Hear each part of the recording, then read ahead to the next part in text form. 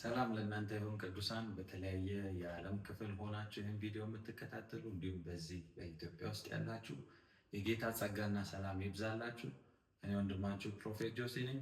ዛሬ ደግሞ በፊታችሁ የተገኘሁት በአዲሱ የቤተ ክርስቲያን የማምለኪያ አዳራሻችን ላይ የፊታችን እሁድ የተዘጋጀ ልዩ የድንቅና የተአምራት ፕሮግራም አለ። እንደሚታወቀው ከዚህ በፊት ሰገን ህንፃ ላይ ነበር ለረጅም ጊዜ ስናገለግል የነበረው።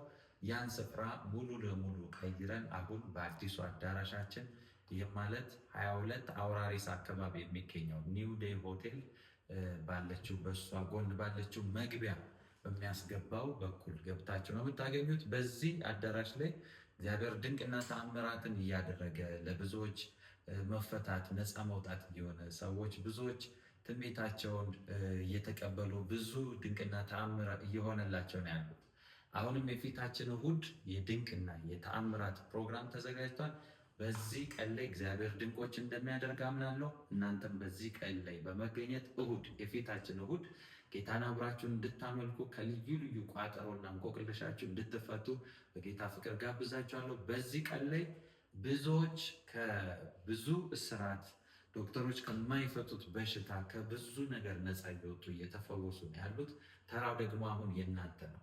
ከእናንተ አቅም በላይ የሆነ ከእናንተ ኢኮኖሚ በላይ የሆነ ከእናንተ ፋይናንሻል ነገር በላይ የሆነ ከዶክተሮች አቅም በላይ የሆነ ነገር ሁሉ ጌታ ኢየሱስ የማይፈታው የማይለውጠው ችግር ስለሌለ በዚህ ቀን ላይ በመገኘት የጌታን ድንቅ የጌታን ተአምራት በሕይወታቸው እንድታዩ በጌታ ፍቅር ጋብዛችኋለሁ። እዚህ ከአይምሮ በላይ የሆኑ የሚከብዱ ለማመን የሚከብዱ ድንቆችና ተአምራቶች ጌታ በመካከላችን እያደረገ ነው። አሁን ደግሞ ተራው እናንተ ነው።